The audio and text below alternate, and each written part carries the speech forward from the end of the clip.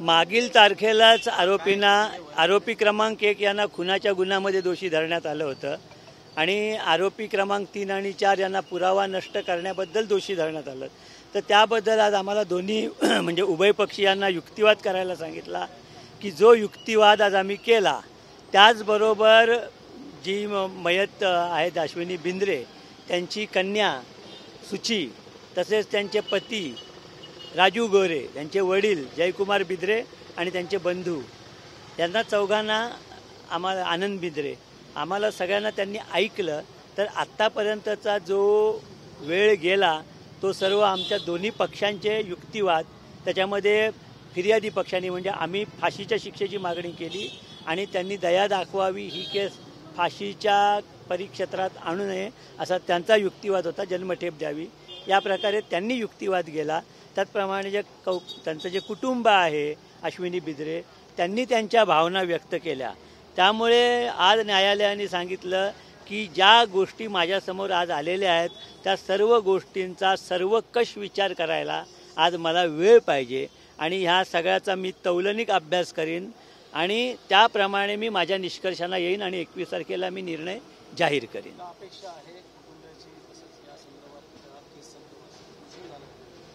ज्याप्रमाणे मी फाशीची मागणी केली त्याप्रमाणे त्यांनी सुद्धा जास्तीत जास्त शिक्षेची मागणी केलेली आहे आणि उशीर जो आहे त्याबाबत अगदी म्हणजे सिद्धी किंवा सुची ही लहान असून सुद्धा ती असा वेळ जातो आणि का जातो यावर पण तिने बोलताना कॉमेंट्स केल्या.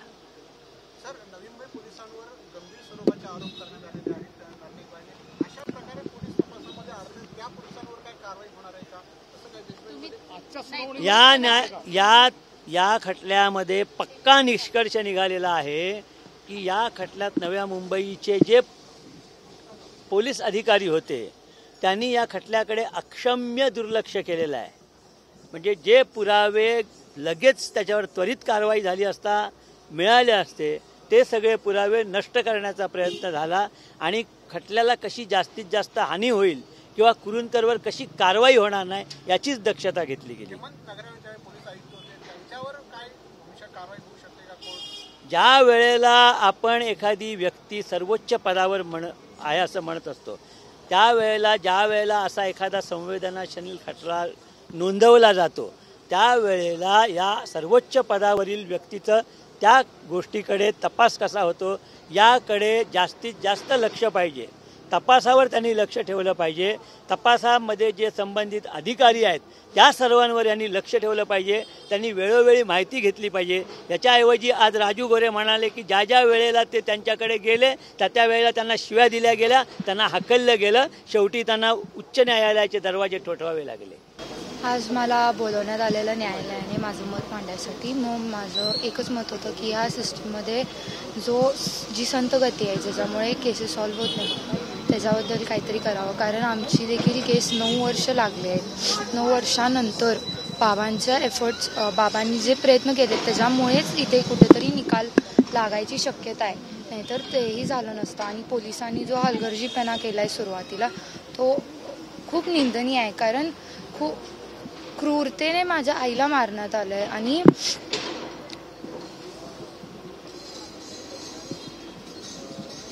खूप असं विचार जरी आला तरी असं शहार येतात अंगावर की कसं झालं असेल, ची काय अवस्था असेल. कारण काही झालं तरी ती माझी आई होती आणि आईची उणीव ही नेहमी भासत राहते. त्यामुळे मला वाटतं की या लोकांना कठोरात कठोर शिक्षा द्यावी आणि फाशी व्हावी. कोर्टाने जो स्टँड घेतला त्याचं मी अभिनंदन करतो कोर्टाचं. कारण त्याने आमचं परत एकदा म्हणणं ऐकून घेतलं. कारण आम्ही साक्षी दिलेल्या होत्या, आमची क्रॉस झालेली होती. पण आम्हाला ह्या केसबद्दल अजून काय वाटतं कारण आमच्या साक्षी झाल्या त्याच्यानंतरसुद्धा 3-3.5 वर्ष याची सुनावणी चालली. ज्या मी उणेवा दिल्या त्या स्टेप बाय स्टेप दिल्या. यामध्ये प्रथम सुरुवातीपासून नवी मुंबई पोलिसांची भूमिका ही मी तिथं विस्तृत मांडली. पण ह्यामध्ये मी प्रामुख्यानं जो विषय मांडला या पोलीस खात्यामध्ये किंवा नवी मुंबई पोलिसांमध्ये स्त्री द्वेषपणा प्रचंड आहे. स्त्रीला किंमत दिली जात नाही याचं मी पुराव्याशी किंवा वारंवार ज्या घटना माझ्यासमोर आल्या त्या आम्ही घातल्या. त्याची मी उदाहरणं सांगू इच्छितो. हेमंत नगराळ्यांच्या बाबतीत बरोबर समोर एक कॉमन मीटिंग झाली म्हणजे आम्ही पीडित आणि जे तपासी अधिकारी त्यावेळी त्यांची जी स्त्रीबद्दलची भाषा होती म्हणजे अश्विनीबद्दल त्यांनी जे शब्द वापरले ते मी सार्वजनिक सांगू शकत नाही. त्यानंतर मी हायकोर्टला गेलो. मग हायकोर्टनं ऑर्डर केल्यानंतर सुद्धा DCP लेवलच्या रँकच्या अधिकाऱ्यांची नियुक्ती व्हावी त्यामध्ये झाले. मॅडमांनी तपास केला. मॅडमांची ज्यावेळी बदली झाली ह्यातून बदली जाणीवपूर्वक केली गेली, नाहीतर फेब्रुवारी 2017लाच या गुन्ह्याचा अंतिम म्हणजे ह्यामध्ये काय घडलंय हे क्लिअर झालं असतं. पण फेब्रुवारीपासून ज्या मार्चला मॅडमची बदली झाली, ठीक आहे दाखवलं गेलं असेल, प्रमोशनवर गेलं असेल, पण ह्या सगळ्या सिस्टीममध्ये तुम्ही इथेच माझ्यासमोर ज्या तपासी अधिकाऱ्यांमुळे आज ही जी शिक्षा लागली किंवा घरत साहेबांनी हे सगळं मांडलं ह्या तपासाच्या आधारे केलं, त्यांचं मानधन ठरवलं. ह्या मॅडमनं 7 वर्षात दिलं काय? अल्फान्सो मॅमला गेल्या 7 वर्षामध्ये साईड पोस्टिंग दिलं. यावरूनच या पोलीस खात्याच्या वरिष्ठ अधिकाऱ्यांची मानसिकता दिसते. त्याच्यामध्ये ह्यामध्ये ज्यावेळी काही पत्रकारांनी आम्हाला सुचवलं होतं किंवा ही मशीन्स मिळतात, हे ह्या देशामध्ये मिळतं, हे शोधावं. त्या मॅडमनी ते सर्च केला होता. आम्ही वरिष्ठ अधिकाऱ्याकडे ठेवलं. त्यावेळी तुषार दोषेंनी किंवा संजीव कुमार नंतरचे CP असतील यांनी सुद्धा ह्यामध्ये जे पैसे पाहिजे होते जी बॉडी शोधण्यासाठी, आता त्यांचं काय म्हणणं होतं, एवढ्या छोट्याशा गोष्टीसाठी एवढे पैसे खर्च करायचे का?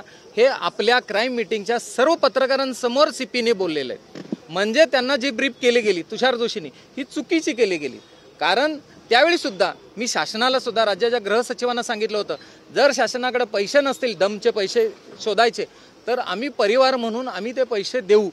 पण त्याचा विचार त्यांनी नाही केला, कारण ते त्याला मदत करू इच्छित होते. आता त्यावेळी थोडी जरी बॉडी मिळाली असेल, आपण तिथंच काय शोधायचं?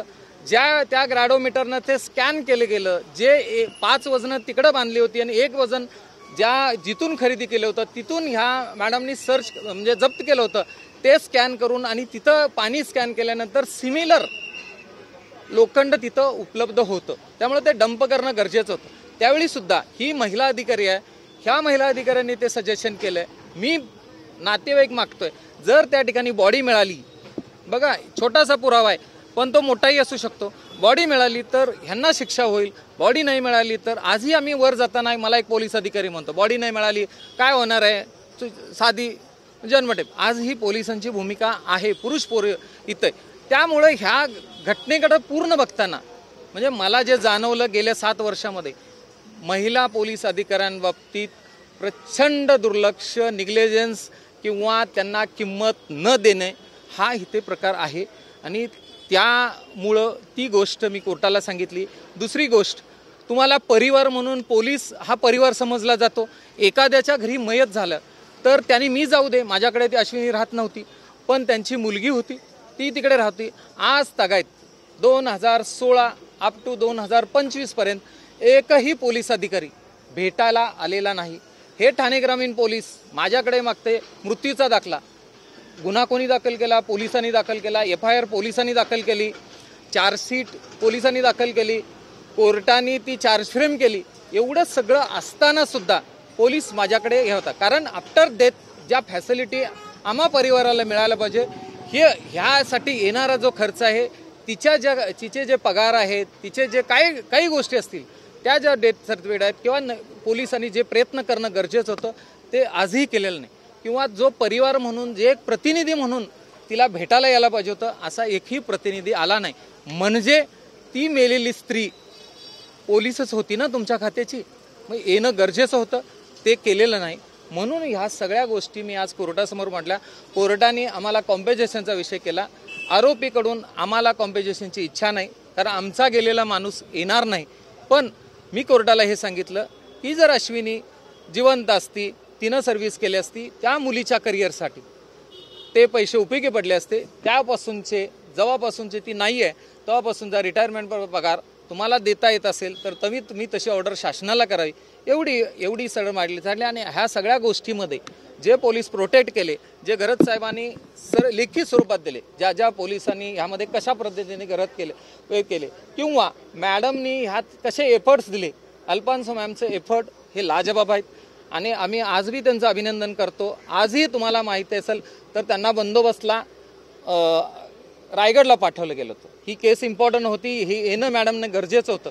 ठीक आहे, माध्यमाने ते उचलला विषय, पण आम्ही त्यांची चौकशी करतो. मॅडम आम्ही यावेळी येणार आहे, तुम्ही कधी येणार? तर त्यांनी जे सत्य आहे ते आम्हाला सांगितलं. त्यामुळे ते विषय आम्ही कोर्टासमोर ह्या सगळ्या गोष्टी ठेवलेत.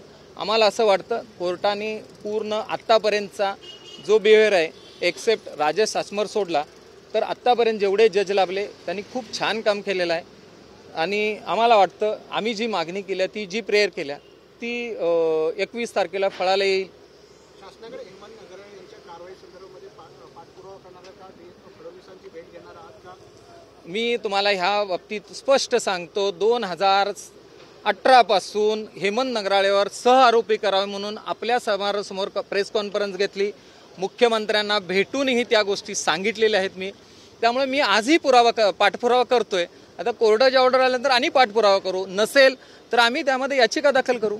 या सगळ्या गोष्टी घडतील. या प्रकरणामध्ये प्रवीण परदेशींनी खूप महत्त्वाचा रोल बजावला होता. दिवसभर फडणवीसांची भेट झाल्यानंतर ते परदेशांकडे गेलं, त्यानंतर पुढे हालचाली वाढणार नाही, त्यांचं काम मान्य करावं लागेल. कारण त्यांनी घरत साहेबांची जी ऑर्डर केली ती त्यांनी केली.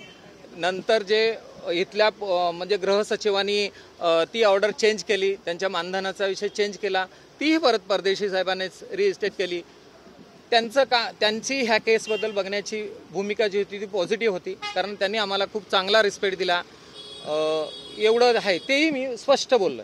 किंवा माध्यमाच्या प्रतिनिधींनी काय मदत केली तेही मी आज कोर्टासमोर सांगितलेलं आहे.